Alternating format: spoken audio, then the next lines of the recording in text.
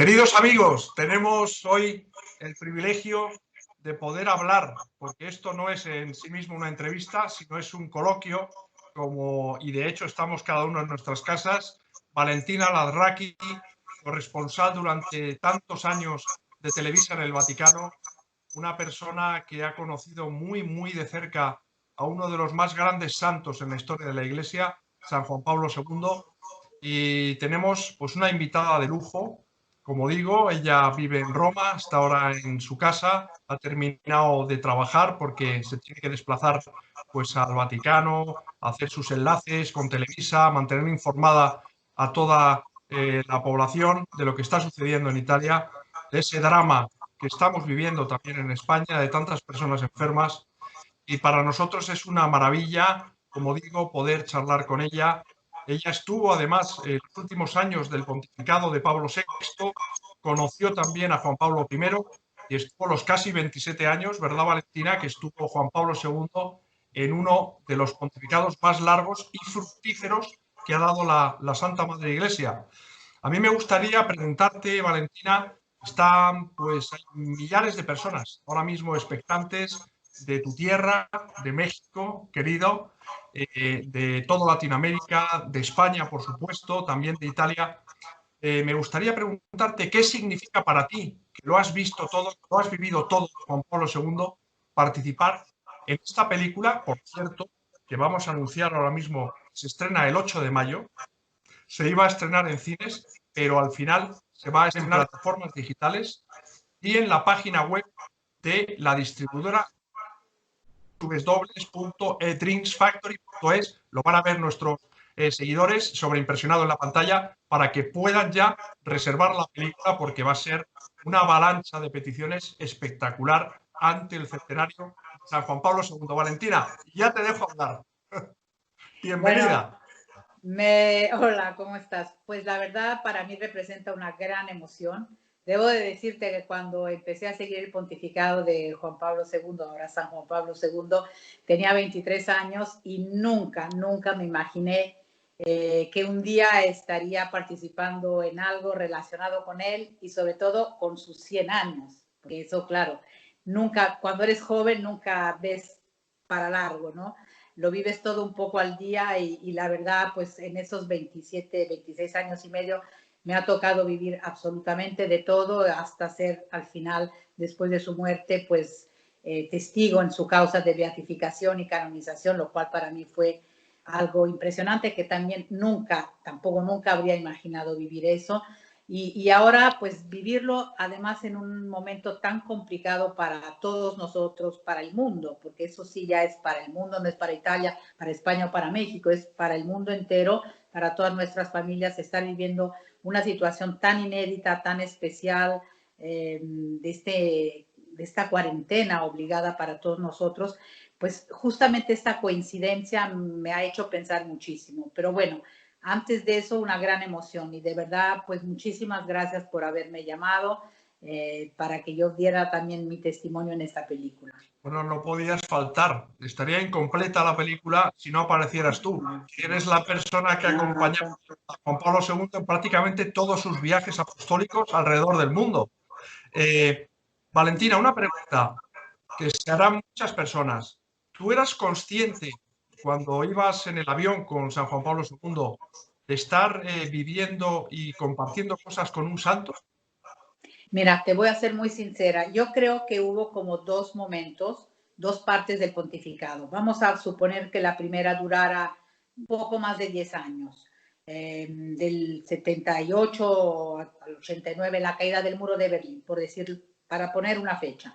Yo creo que en esos 10 años, 11 años, como reportera, para mí la idea principal era, la sensación principal era seguir a un hombre que iba haciendo historia. Era seguir a un líder espectacular, a un hombre cargado de un carisma increíble, un hombre que era el pastor de la Iglesia Universal, el máximo representante, pero también era un líder, un gran líder del siglo XX. Y nosotros teníamos la sensación en determinados momentos de ser partícipes de la historia, de ser testigos, pero junto con él, de estar de alguna manera participando en la historia. Cuando llegamos la primera vez a México, la primera vez a Polonia, la primera vez a Polonia, nosotros en la Plaza de la Victoria en Varsovia, no tuvimos la sensación en este momento, pero lo vimos después, yo luego lo pensé, era ver caer el primer ladrillo del muro de Berlín. Entonces, esos 10, 11 años era eso, era sobre todo el gran privilegio como reportera, como periodista, corresponsal, de seguir a un hombre que iba haciendo la historia. Luego hubo una segunda fase del pontificado que fue a medida de que su salud, su deterioro físico fue haciéndose evidente. Ahí sí fue cuando yo de verdad me di cuenta de que estaba viajando y acompañando a un santo, porque la manera en la que él iba incorporando todos esos padecimientos, ese sufrimiento, pero uniéndolo a la fortaleza que tenía, a la fe que tenía, esa fue digamos, la experiencia más fuerte de toda mi vida. No creo que haya una experiencia más fuerte que esa. Oye, Valentina, ¿hay un antes y un después del atentado de 1981? Mira, sí, no, yo creo que con ese atentado seguramente afectó de alguna manera su salud, pero yo creo que todo lo que vimos después no dependió exactamente del atentado, porque finalmente lo que lo llevó a la muerte fue el Parkinson.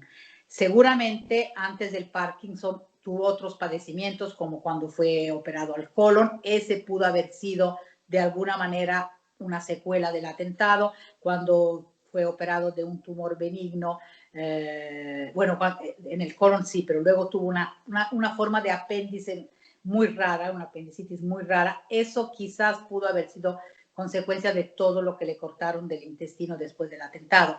Pero finalmente la parte realmente grave estuvo relacionada con el Parkinson, porque el Parkinson le fue quitando todos los dones que Dios le había dado. Lo vimos poco a poco. Primero empezó que le temblaba una mano, luego la otra mano, luego le temblaba el brazo, luego se fue encorvando poco a poco, luego vimos cómo fue utilizando una peana móvil, que le decían la plataforma móvil, bueno, primero incluso el bastón, cuando se cayó, se rompió el fémur, empezó con el bastón, luego la plataforma móvil, luego lo que llamaban el trono móvil, que era esta especie, era una silla de ruedas finalmente, que la subían y la bajaban para que pudiera estar al nivel del altar. Vimos como el Parkinson le quitaba la sonrisa, porque claro, el Parkinson te pone el rostro muy rígido, los músculos. Entonces, claro, esa sonrisa que había cautivado al mundo de repente desapareció, se fue encorvando, era un vía crucis en vida. Eso es lo que yo vi y era el vía crucis de un santo. Pero al mismo tiempo, su último viaje fue a Lourdes, al santuario mariano, donde la gente va en busca de un milagro. Y resulta que los enfermos que estaban ahí estaban menos enfermos que él. Y yo le hablaba con ellos y ellos me decían, es que nos da fuerza. Y era impresionante porque era una persona con una discapacidad enorme. No podía, me acuerdo, ni llegar al final de la misa. Pedía agua continuamente. Bueno, estaba en un estado terrible. En la gruta de las apariciones estaba arrodillado a pesar de lo que eso significaba para él, del dolor físico, y de repente empezó a irse, a resbalarse como hacia atrás. Si no lo agarraban desde atrás su secretario y Monseñor Marini, el jefe de ceremonias, se hubiera caído ahí. Y él dijo ahí mismo que había llegado al final de su peregrinación. De hecho, fue su último viaje. Pero a lo que voy es que para los enfermos era un ejemplo de fuerza y de fortaleza. Entonces yo creo que fuimos descubriendo que el carisma que nos había cautivado no era de los dones exteriores que Dios le había dado, la belleza, la juventud, la fuerza, era un torbellino, pero era lo que tenía dentro, era esa fe fuerte como una roca, esa fortaleza. Entonces ahí fue en todo ese periodo, en ese Vía Crucis tan largo, cuando yo realmente dije, este hombre es un santo, porque verlo viajar y ver el esfuerzo inhumano que le costaba viajar, era muy difícil que cualquier otra persona hubiese podido hacerlo así, ¿no? Y tenía una fuerza, lo que tú dices, una fuerza interior, un contacto continuo y una presencia de Dios, que era lo que realmente a él le daba fuerza en medio de su debilidad, humanamente hablando, ¿no?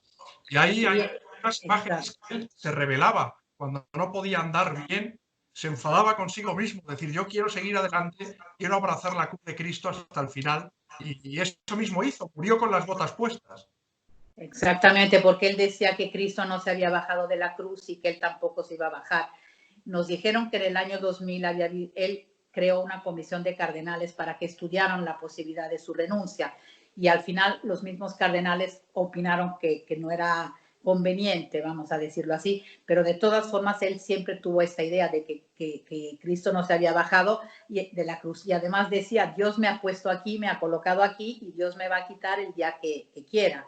Es que él, aparte de esa fuerza, de ese liderazgo, era un hombre con un misticismo impresionante. A mí lo que más creo que una de las cosas que más me llamaron la atención de él, sobre él era justamente ese misticismo, un misticismo muy polaco, si quieres, de vivir la fe de una forma interior tan fuerte, pero verlo rezar a él, te puedo asegurar, a mí me ha tocado estar a su lado en momentos históricos, con H mayúscula, pero verlo rezar por la mañana en su capilla privada, a solas, cuando había 15, 20 personas y nosotros entrábamos como de puntillas, él ya estaba ahí desde las 6:30 de la mañana, de espaldas, rezando, tú tenías la sensación de que no estaba ahí, de que estaba realmente hablando con Dios. Entonces era una experiencia tan fuerte que no lo digo yo me leí porque estuve trabajando 5 años en la oficina del postulador de la causa para escribir 2 libros, uno solo y el segundo con él, y como señor Oder.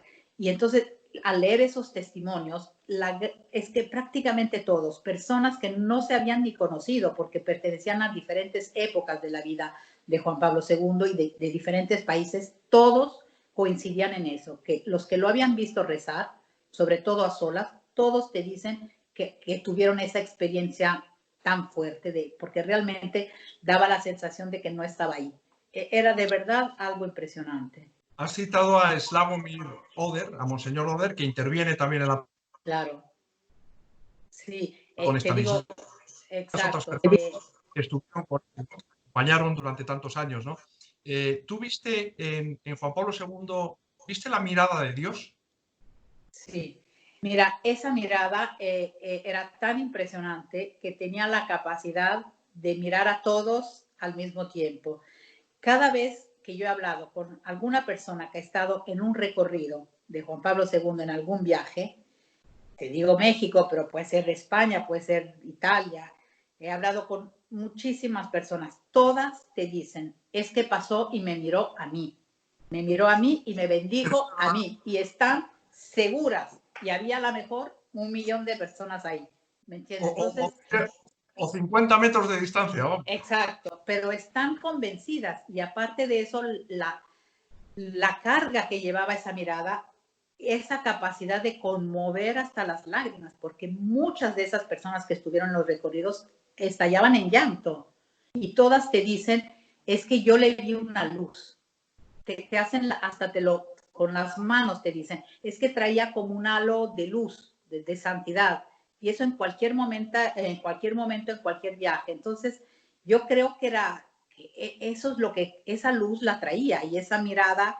te traspasaba, y yo a veces en corto, tuve como la sensación de que te leía adentro, no sé cómo decirlo, pero tenía una capacidad...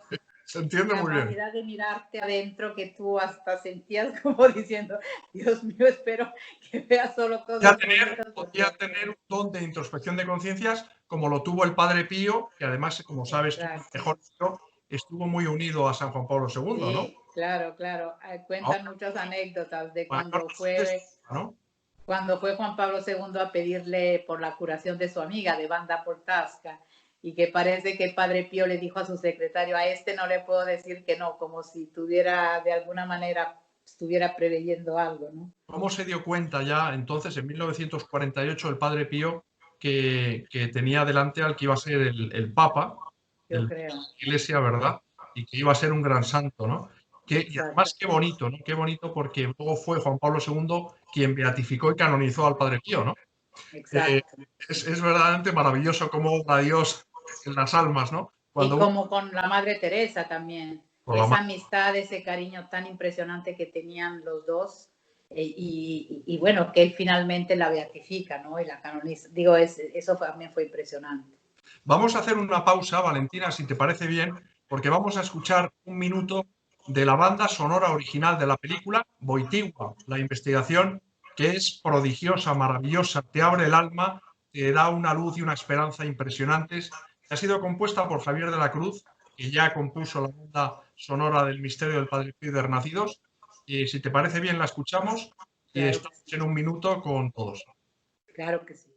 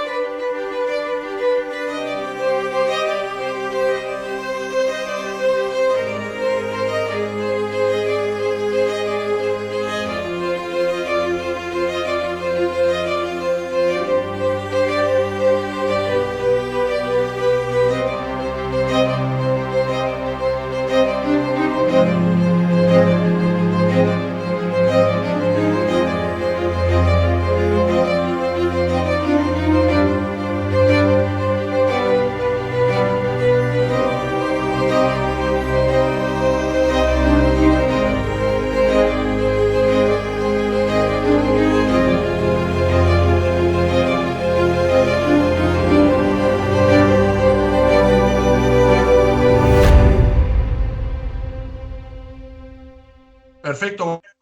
Bueno, ¿qué te ha parecido la música? Preciosa. Conmovedora. Es verdaderamente, si Dios quiere, siempre si Dios quiere, porque Dios ha querido que saliera la película. Hacer una película desde casa, en pleno confinamiento, es un auténtico milagro audiovisual. En este caso, por intercesión de San Juan Pablo II.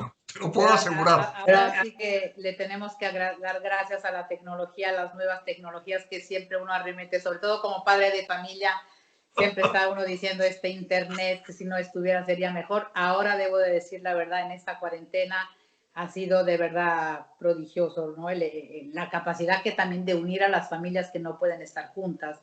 Y bueno, y sobre todo de que ahora las personas vayan a poder ver esta película en línea, la verdad, en este momento. Es una maravilla porque tú sabes que la íbamos a estrenar en los cines Claro. están cerrados y ahora todas las familias las van a poder ver en su querido, algo prodigioso, es algo que viene de Dios, ¿no? Y la película ha salido a pesar de todos nosotros, esa es la verdad, porque es un instrumento de Karol Wojtyła, ¿no? Karol Yo Wojtyła, siento mucho porque supuestamente iba a ir a México al estreno y la verdad bueno, siento mucho todo esto, pero si bueno, ya habrá Dios, otro estreno. si Dios quiere, irás a México, volverás a tu tierra y para hablar de la película, porque también después de las plataformas digitales se puede estrenar en cines, o sea que no no es un impedimento. Valentina, a mí me gustaría, es que eres un libro abierto y la verdad que es un privilegio tenerte aquí con nosotros para que nos cuentes cosas de San Juan Pablo II. Comentabas antes el carisma que él tenía arrollador, pero él también, en medio de ese sufrimiento, en medio de ese no bajarse de la cruz, también tenía un gran sentido del humor. Sí. ¿Chistes? Increíble, tenía un increíble sentido del humor. Yo me acuerdo, por ejemplo, cuando íbamos en el avión y de repente había las ruedas de prensa, cuando todavía podía él estar de pie y venir a nuestra cabina.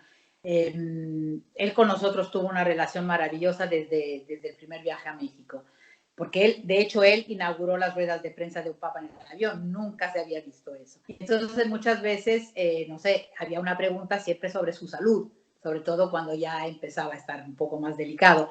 Entonces, él siempre nos contestaba, bueno, pues yo para saber cómo estoy tengo que leer los periódicos, porque ustedes son los que saben, porque claro, como había siempre muchísimas especulaciones sobre su estado de salud, ya desde los años 90, no te creas, en 96, a veces había ya artículos en la prensa como si estuviera a punto de morirse y se tardó hasta 2005, entonces duró muchos años.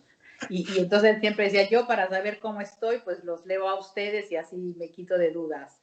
Soy un joven de 83 años.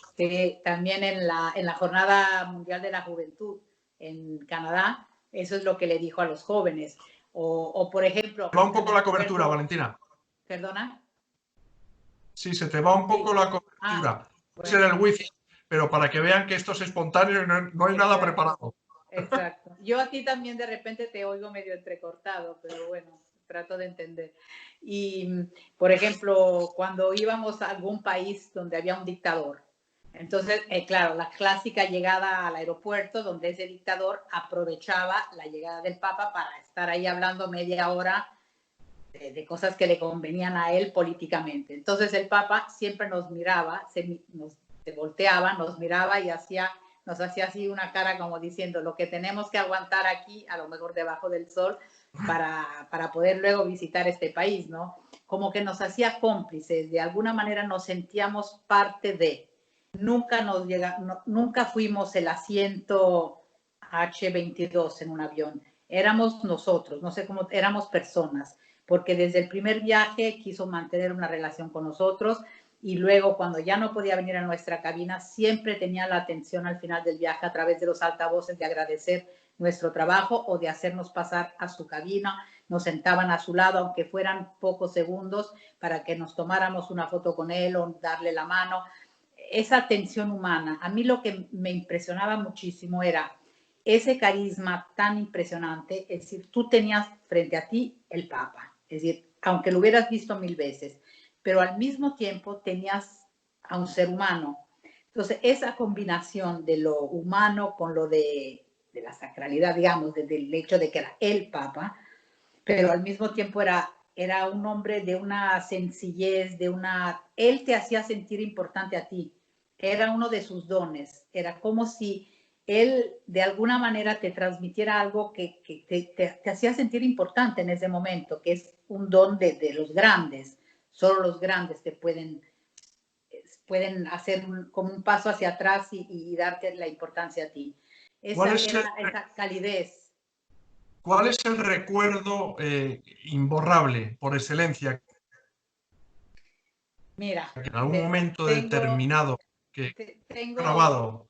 Tengo demasiados para poderte decir uno, pero hay uno que, bueno, si te tengo que elegir uno, yo creo 3 días antes de morir, cuando él se asomó a la ventana porque le dijeron que era miércoles, y en la plaza había muchos fieles. ¿Por qué? Porque la gente cuando pide ir a una audiencia general o programa un viaje, lo hace con antelación.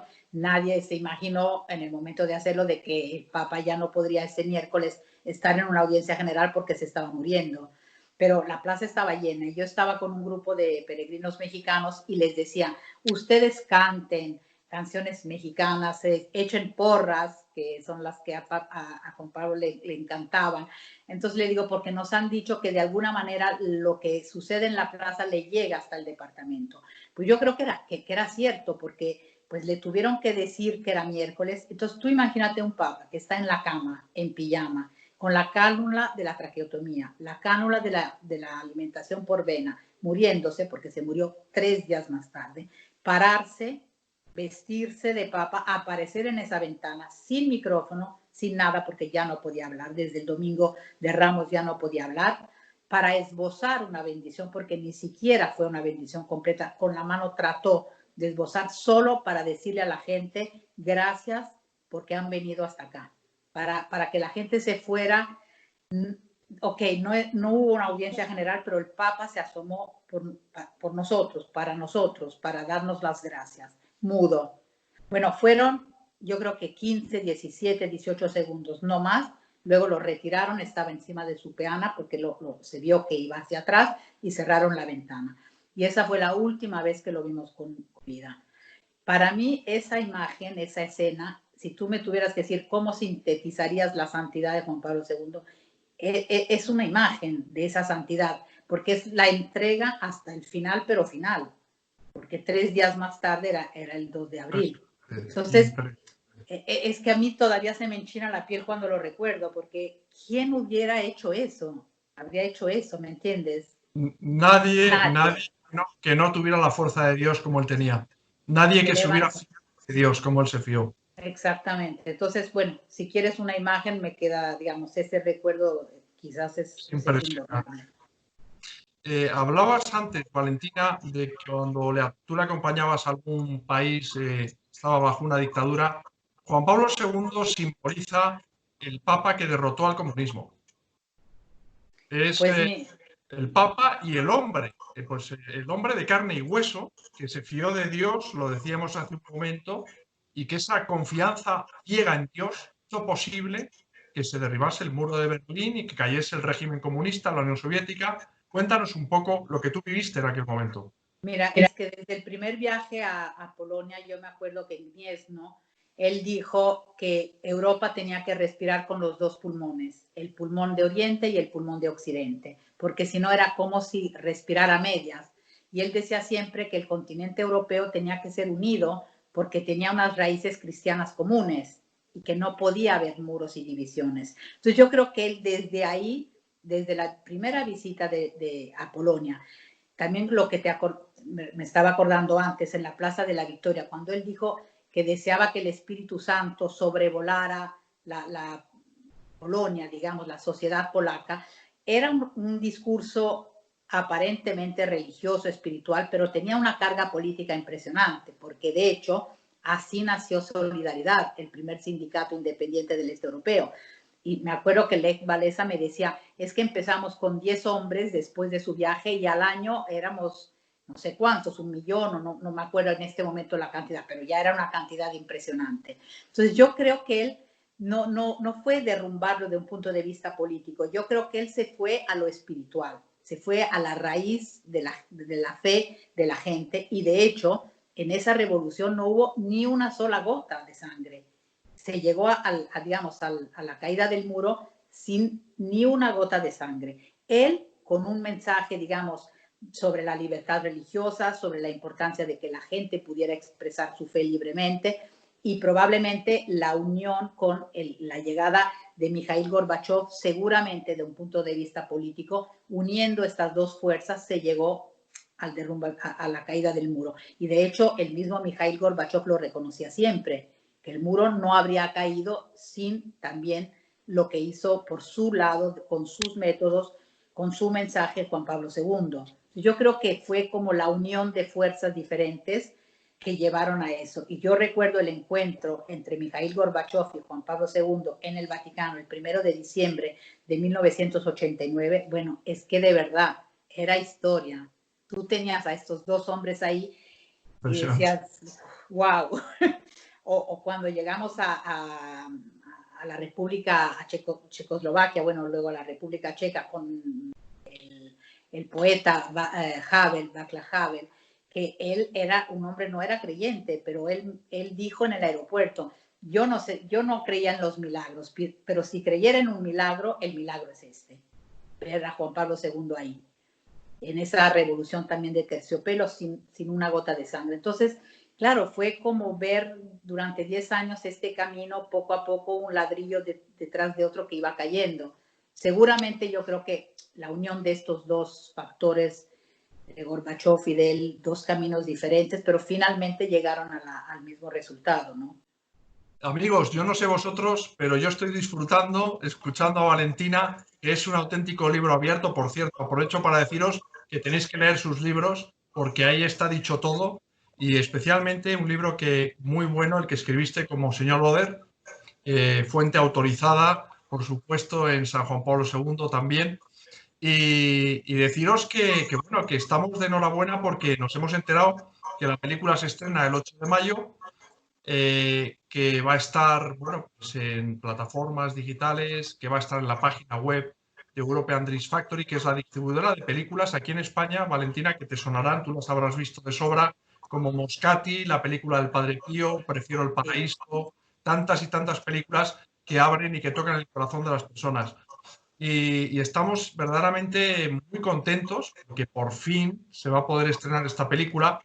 Y bueno, para nosotros es una maravilla, ¿no?, que hayas podido participar, porque no vamos a desvelar nada, evidentemente. Has contado muchísimas cosas de San Juan Pablo II y cuentas cosas que no has contado aquí en la película. Por eso también es un complemento a esta entrevista. Pero yo creo que me gustaría ya preguntarte, ya para finalizar esta entrevista, San Juan Pablo II, para ti, ¿ha sido el mejor papa en la historia de la Iglesia? No me pongas en apuros. Que sigo cubriendo al Papa Francisco. 7 años casi al lado de él, ¿no? Mira, te voy a cambiar un poco la pregunta. Ha sido un gran papa, ha sido un grande, ha sido un pontificado extraordinario. Juan Pablo II. Siempre, el de Juan Pablo II, sí. Bueno. Yo siempre digo que para mí ha sido una experiencia única e irrepetible, sin quitarle nada a los pontífices que me ha tocado cubrir después, que han sido el Papa Benedicto XVI y el Papa Francisco, con el que por otra parte tengo una relación humana buenísima y muy cálida. Sin quitarle absolutamente nada a ninguno de los dos, es obvio y no puedo esconderlo de que de verdad ha sido una experiencia la de seguir a Juan Pablo II, a San Juan Pablo II, absolutamente única y repetible por 1000 razones. También porque ha sido en ese momento más de la mitad de mi vida, porque empecé muy joven, porque esos 26 años y medio coincidieron con la parte más importante de mi vida como mujer, como ser humano, porque son los años en los que te casas, en los que tienes hijos, en los que tienes duelos, en fin, la parte realmente esencial de tu vida. ¿En qué te ha marcado a ti, Juan Pablo II? ¿En qué te ha cambiado? Me ha cambiado mucho la experiencia del sufrimiento y del dolor, su experiencia del sufrimiento y del dolor. Ver ese Vía Crucis para mí ha sido la experiencia más importante de mi vida, diría yo, a nivel espiritual, porque después, nunca he sido una persona de quejarse, la verdad, pero después de vivir ese Vía Crucis... Yo soy muy quejica. yo no, digamos. Perdí a mi madre muy joven y desde muy joven supe lo que era el sufrimiento y supe también lo que era la salud, digamos. Igual que Carlos Wojtyła. Exacto. Entonces, bueno, él más pequeño. Yo la perdí que ya tenía 20. La perdí después de 1 año y pocos meses del inicio del pontificado de Juan Pablo II. Pero tenía 24, 25 años, pero de todas formas, desde pequeñas, o desde ahí quizás supe lo que significaba la importancia de la salud, ¿no? Bueno, de tener a tus afectos, obviamente. Entonces, después de asistir a ese Vía Crucis de Juan Pablo II, yo nunca más tendría el valor de quejarme de algo, porque haber visto esa fortaleza, esa entrega, esa forma de llevar la cruz, pues me avergonzaría mucho de quejarme por algo, ¿me entiendes? Aunque no he tenido momentos difíciles y duros como cualquiera de nosotros, pero la verdad para mí ha sido un gran ejemplo. En esto debo decirte que me ha marcado de una forma. Y digo ha sido, no, es porque sigue presente en tu vida. Sigue presente porque yo creo que cuando tú quieres a alguien, y sobre todo un santo, esas personas no mueren. Y yo tengo la sensación física de que está presente y cada vez que voy a México y cada vez que me escriben todos los días, pues mis compatriotas, todos recuerdan a Juan Pablo II y lo sienten vivo, ¿me entiendes? Y hoy se encomiendan a él porque es un santo. Entonces es una presencia innegable en mi vida, en la vida de millones de personas, y bajo ese punto de vista, claro que ha sido un pontificado extraordinario y único, no solo por la duración, ¿no? Yo creo que por toda la historia las historias que todos nosotros hemos vivido con él. En la película hay una parte muy importante de la película, Valentina, donde se recogen testimonios de personas a las que San Juan Pablo II les ha cambiado la vida, porque no olvidemos que es un gran intercesor para los tiempos de hoy, ¿verdad? Exactamente. Yo cuando estuve con Monseñor Oder, bueno, en su oficina, que me dio el permiso, me autorizó a leer todos los testimonios que tú sabes que son secretos. ¡Qué privilegio! Claro, ¡qué maravilla! El privilegio, con la palabra de honor, de que obviamente no revelaría nada durante la causa. De hecho, yo nunca hice un scoop, digamos, siempre llegaban otros compañeros a decir las cosas antes que yo las sabía a lo mejor 6 meses antes, pero bueno, había dado mi palabra.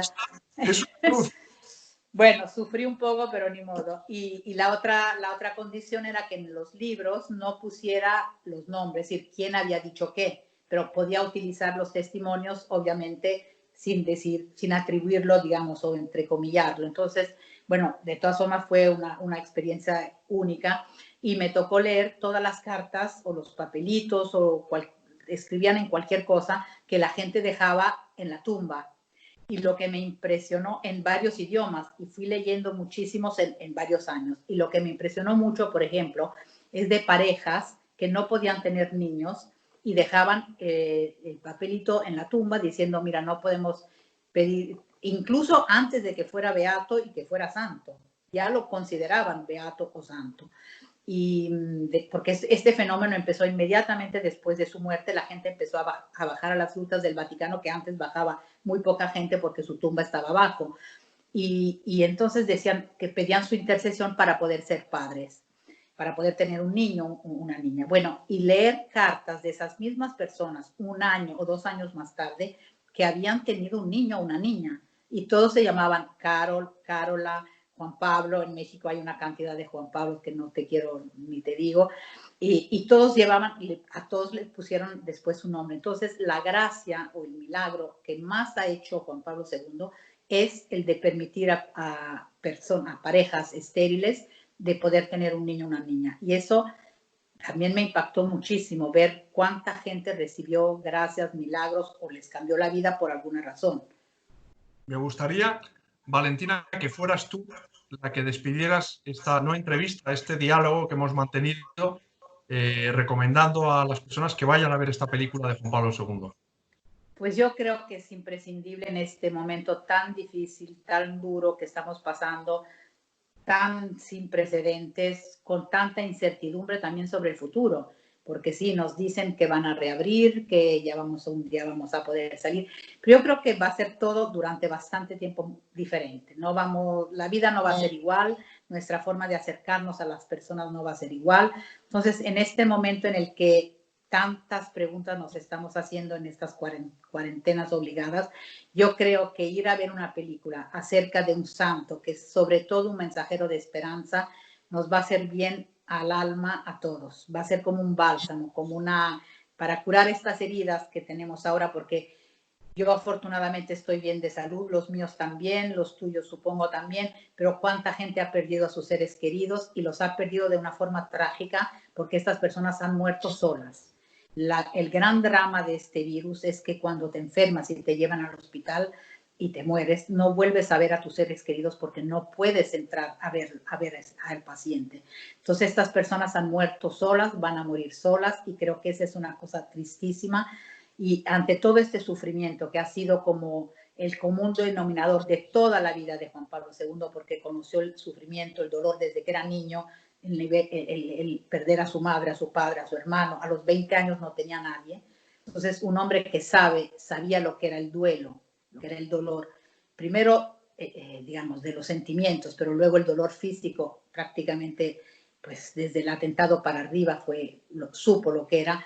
Yo creo que esta idea del dolor de Juan Pablo II y el dolor que estamos viviendo ahora, y esa capacidad que tuvo él hasta el último día de su vida de inspirar fuerza, fortaleza y esperanza, pues no creo que podría haber un mejor momento para esta película. No se quiso así, no sé, obviamente no era la intención, sucedió, quizás sea una señal más de la providencia. Acabamos de pasar el domingo de la Divina Providencia que él instituyó, él creó, y bueno, me parece como un signo más. Lo sabemos muy bien tú y yo, nada sucede por casualidad, sino por causalidad, que es muy distinto.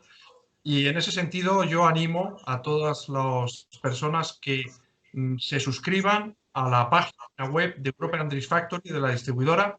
El 8 de mayo, gran estreno de la película de Karol Wojtyła, que es un instrumento suyo. No es una película de Valentina ni mía, sino que es de Karol Wojtyła directamente, para que empiecen a reservar. Ya pueden reservar la película porque va a ser una avalancha impresionante y los distribuidores van a estar desbordados. Así que, repito, European Dreams Factory, en la página web vais a poder ver la película en Vimeo. Pues Valentina, darte las gracias de todo corazón, desearte lo mejor para ti, para los tuyos, para tu familia, para todo el pueblo italiano que está sufriendo mucho, para todo el pueblo español y para todo el mundo, para todos nuestros hermanos de Latinoamérica también, porque todos somos parte de la misma familia de los hijos de Dios. Así que ha sido un placer, de verdad, Valentina. Que Dios te bendiga siempre y gracias. Gracias a ti por haberme invitado a participar en la película, por haberme entrevistado, haber conversado hoy conmigo. De verdad, gracias por todo. Y creo que hoy más que nunca está claro que somos todos iguales, todos unidos.